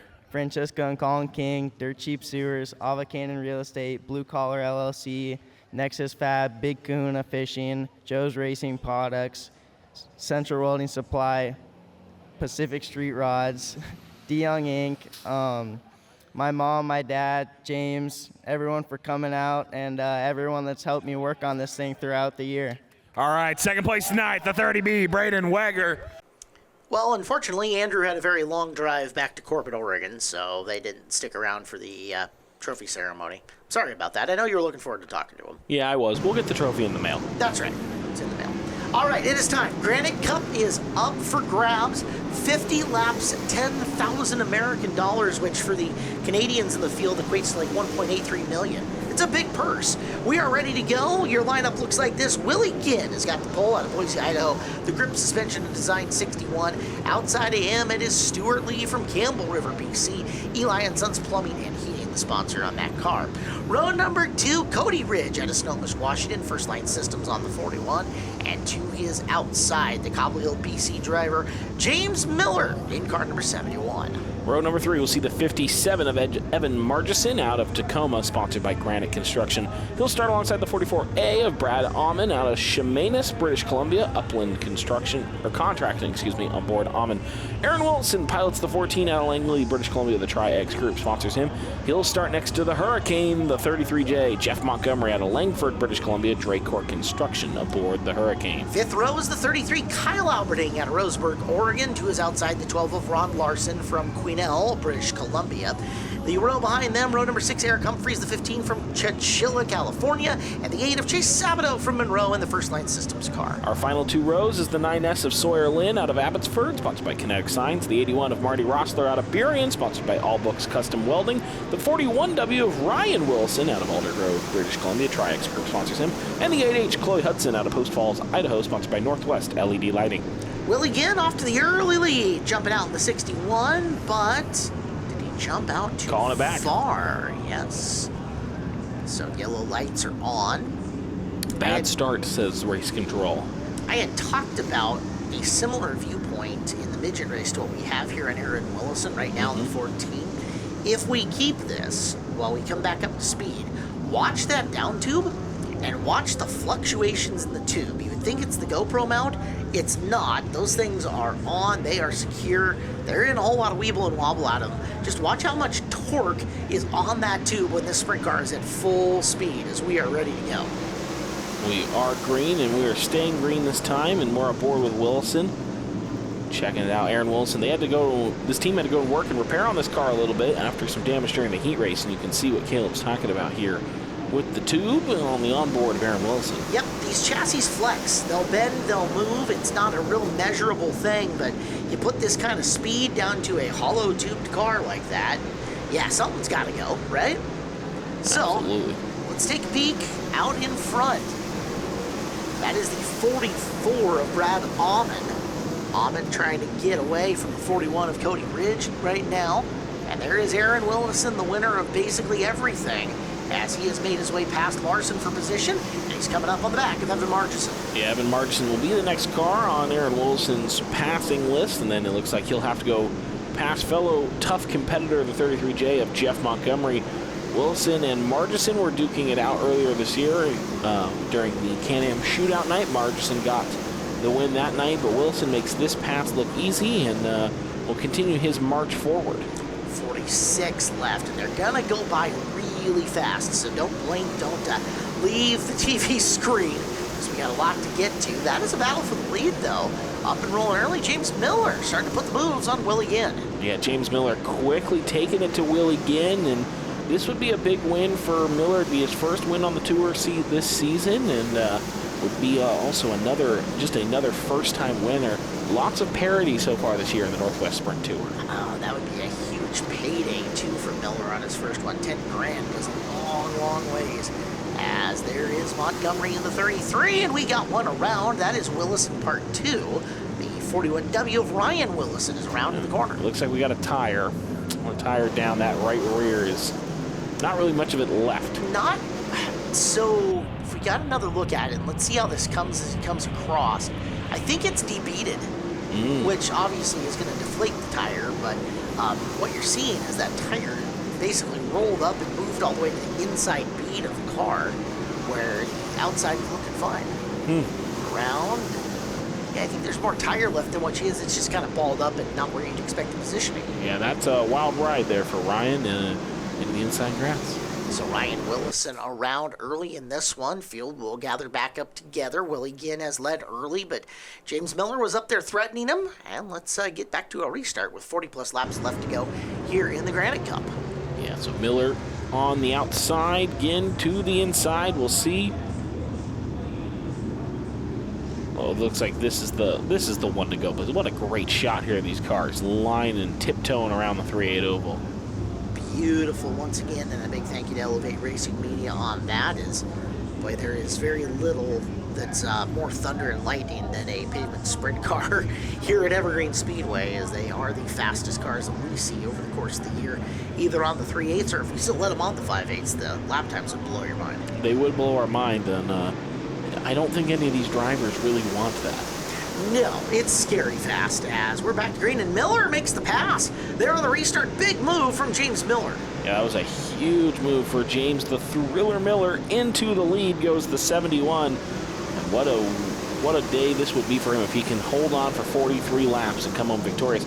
Brad Aumann on the hunt on Willie Ginn, the 44A, 44B, not sure. And whoa, problems, Aaron Willison. Aaron, the Willison boys, having some issues on consecutive laps as he goes out to help us with some landscaping in turn number 3. Let's watch it. Did he just overshoot the corner, or was there contact? Hard to tell from that angle. Coming here on Montgomery, no contact, just maybe bottomed out a little bit. Got too far up over the edge, and he started to bring it back. That oil pan dragged and sparked up, maybe? And you can see the spark. Yeah. Huh. Interesting wreck there for Willison. Let's take a break. Let's come back and finish out the Granite Cup when we return. Final segment of Home Track Heroes is next here on Seattle 11. Final segment of Home Track Heroes is here. If you guys tuned in a little bit early for the Big Bang Theory, sorry, knock, knock, knock, Sheldon, not there. But you've got Ben Iman and me, Caleb Hart. Our program is brought to you by All Ply Roofing, and we've got sprint cars on the pavement. That's going to be a bunch of fun for 43 more laps and a brand new race leader in James the Thriller Miller. Yeah, we'll see if any of these drivers can say bazinga to James Miller and get around him. If not, I'm sure James would love to be able to hang on to this. We're on board with Brad Aumann. Aumann, always a strong competitor whenever he's in the field. And look at the start that James Miller got, powering away on that inside line. It's going to be crucial for him to build some pad whenever he can. They're 3 wide back in the field. Stuart Lee, Jeff Montgomery. Oh, Evan Margison got in there, and Cody Ridge ends up just gently nudging into Lee, as we'll see a quick caution here after the restart. Looks like Margison sent it in deep, maybe locked up on the brakes a little bit. Stuart Lee ended up going around, and Cody Ridge said, hello.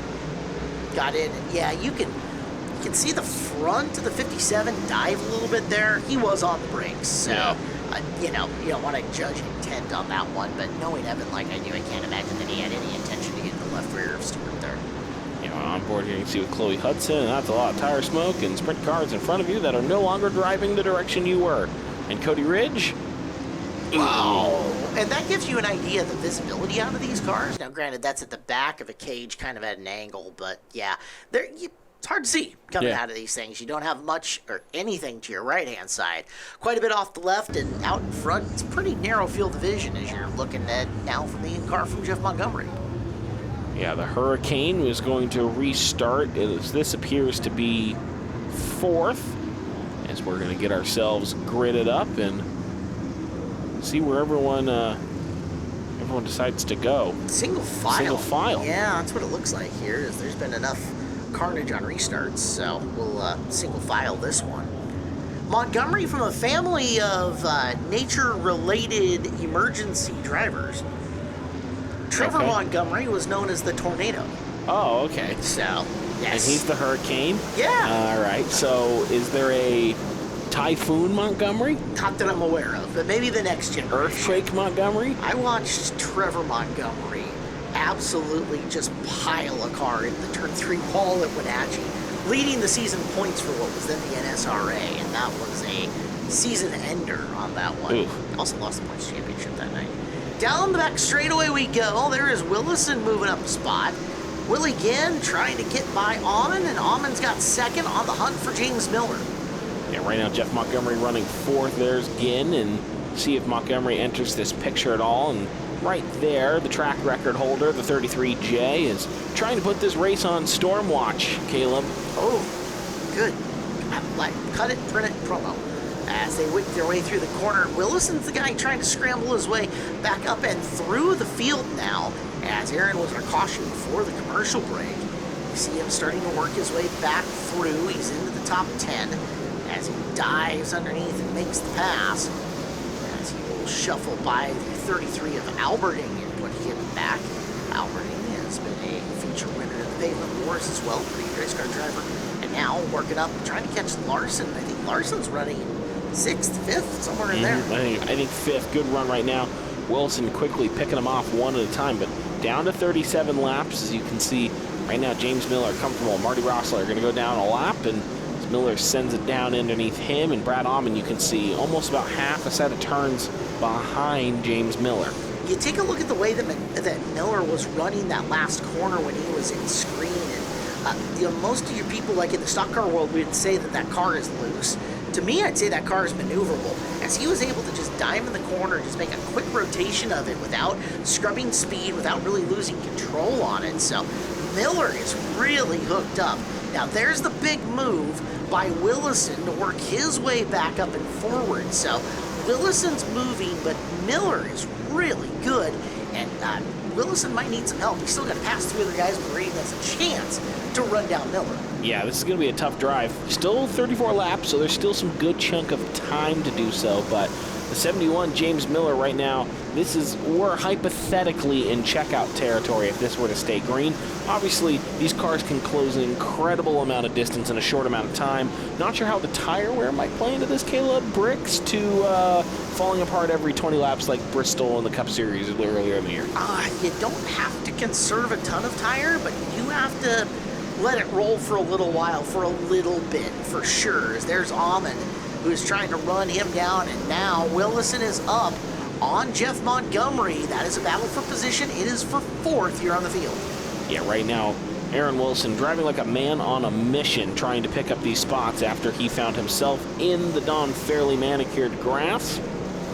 And now he's looking to get around Jeff Montgomery on the outside. Ooh, Aaron really deep inside. Yeah, that's how sudden these sprint cars are, but he managed to hang on to it. Wow.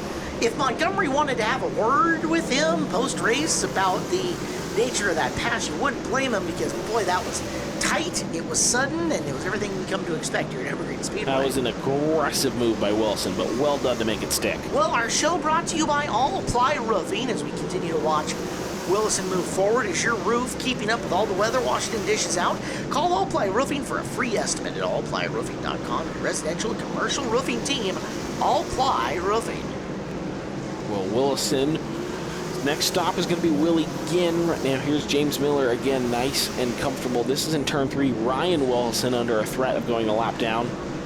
Brad Amman maybe he's closed that gap up a little bit. Caleb's kind of hard to see right here. It looks like Miller's maybe struggling a little bit with Ryan Wilson in the lap traffic. Definitely would have lost some speed going through that corner, as here comes Amman. And Amman on the hunt. Yeah. He sees James Miller, and that gap getting a little bit smaller. Miller needs to get out from behind Willison. We've talked on this show more than enough times. Dirty air is a thing. The back of those top wings cause a lot of turbulence in and behind them, so you don't want to follow somebody. You need to be in a different line from where they are. It's the anti-draft, if you want to follow that line, as they're moving for 3rd. Willison at the halfway point, back into the top 3. He made that look easy. Willie Ginn did not seem like much of a challenge there for Aaron Wilson. Been a good run so far for Willie Ginn. Now we'll fall to 4th as Aaron Wilson. His next car to pass is Brad Amman. Caleb, last time these two raced side by side, we had a very angry Aaron Wilson trying to exchange local restaurants that he wanted to eat at with Brad Amman after the race. I can't imagine that was a particularly pleasant conversation.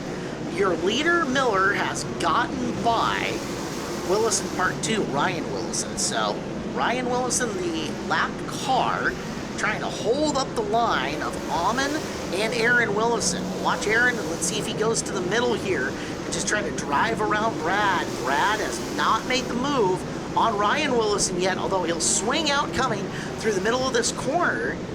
Trying to set up the move, maybe going into turn number 3. Let's see. And you mentioned the dirty air and that effect that you have when following one of these cars. Can you almost use that to your advantage, the leader car? Can you kind of try to disrupt the airflow of the car coming behind you? Absolutely.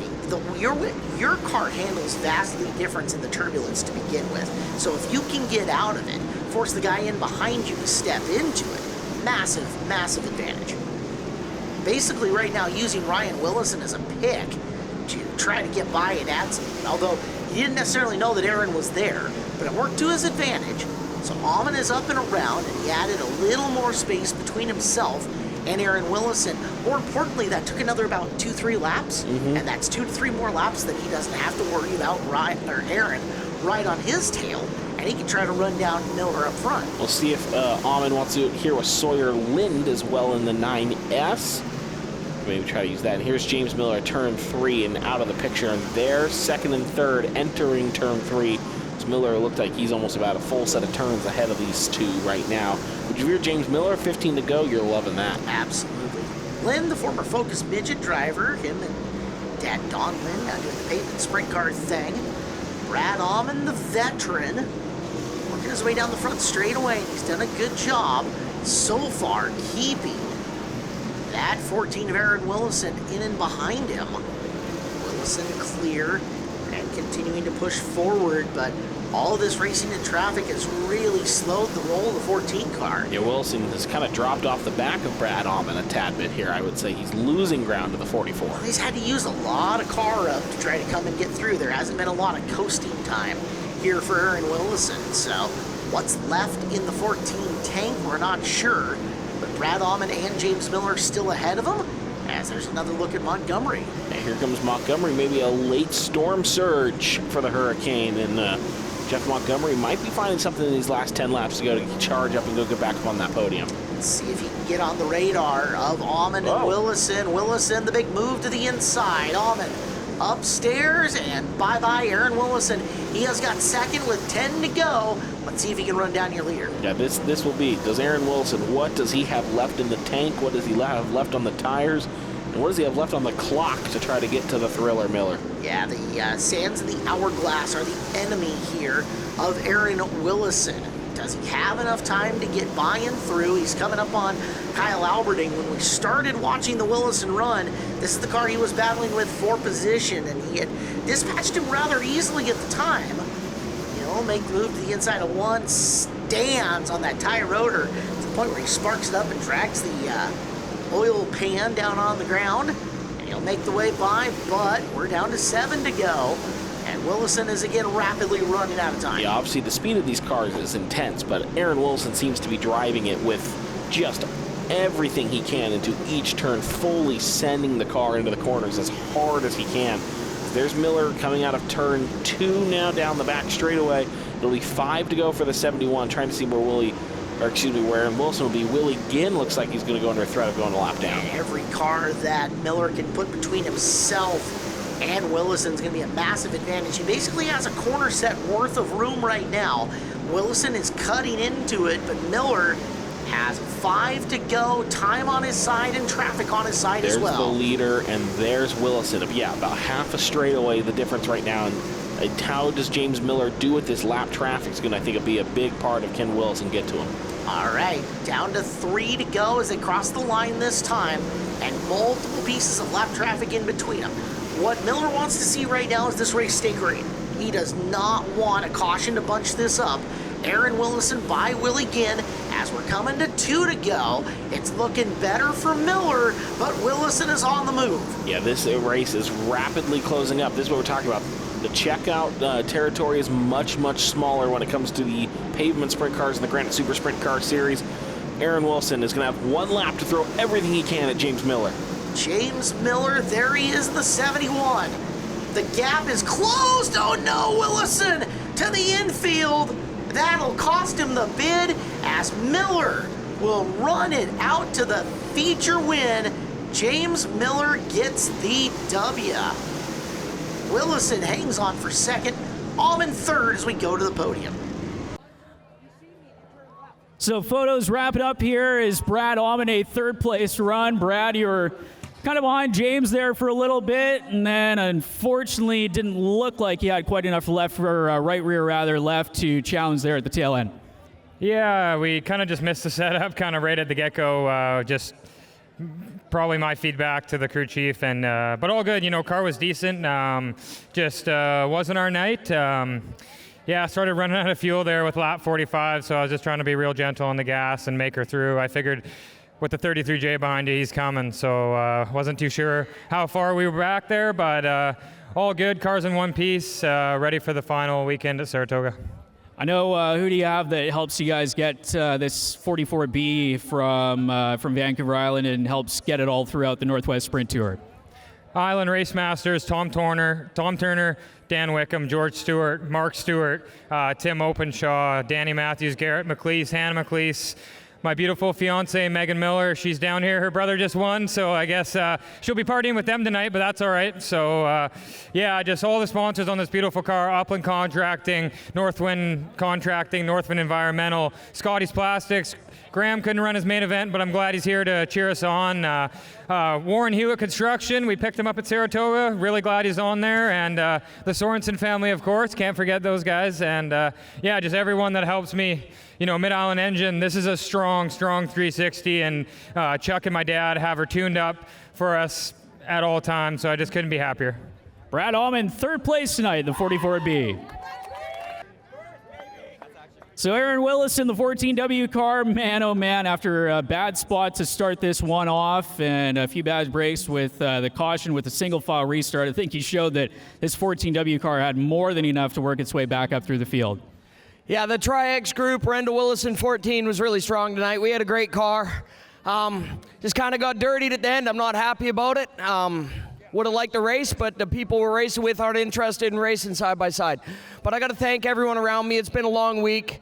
My family, my great friends, everyone at home, they're awesome people. We climbed a mountain this week, and we're happy to be here. I know you mentioned it's been a long week. You had the wreck at Agassiz to turn this thing around. Unfortunate incident in the heat race as well, and the crew rallied and got this thing back out and dialed in a fairly short amount of time. Yeah, we just put pushing the chain up a hill this year. Can't win one for losing, so we'll take it. We'll move on. We'll be over at Saratoga. Aaron Willison, second place tonight in the 14W. James, you've been so close so many times to a main event win, and I think it was probably not going to get denied here again tonight, especially with pedaling it through the final 10 laps. The thing looked like it really fell off in those last few laps. There's a moment coming off of 4 where you're completely sideways, burning the right rear off of it too, and it seemed like a handful. Yeah, you know, I love this track. It's a fun place to race, and I love all these guys. They're a great group of people. I love racing with them. I don't know how many times I've finished second to Aaron here, so it feels nice to get one on him. You know, the last lap there, you know, I didn't see him. I came down to get a good run on the 41. He was holding me up a lot, and he just slammed into me, so I guess he thinks it's dirty, but I don't know. I've seen that guy do that so many times to win races and wreck his stuff, so I don't know what to say about that. Well, two different sides to the story as always, but James' car was running pretty strong with the 71 team, and I know you guys have been fighting to get back through here this year. You mentioned the constant second place finishes. How does it feel to get your first NST main event win on such a big stage? Oh man, it feels good. We've fought, you know, honestly, I really got to thank Aaron a lot. You know, he's helped me a lot throughout the years of me getting started with this, the whole Rendell family. I can't thank him enough. Jeff Montgomery, huge supporter of us. And, you know, these guys out here are the best in the Northwest and maybe even the continent. So, you know, it feels good to get one on them. And, you know, I just really can't thank my family enough. My mom is burning around here. You know, we only got my mom, Larry, who's 77, and Keith, he just retired a few years ago. So, you know, that's all we got for a crew, and we're out here making it work against the best of the best, and it feels really good. And of course, I got to thank my beautiful wife at home. She couldn't make it here this weekend, and to be here for the first one, so that's a bummer. But you know, we're going to take this 10 grand home, and we're going to refresh this motor next year. So I guess like what, 20K Canadian? Yeah, it's far too much.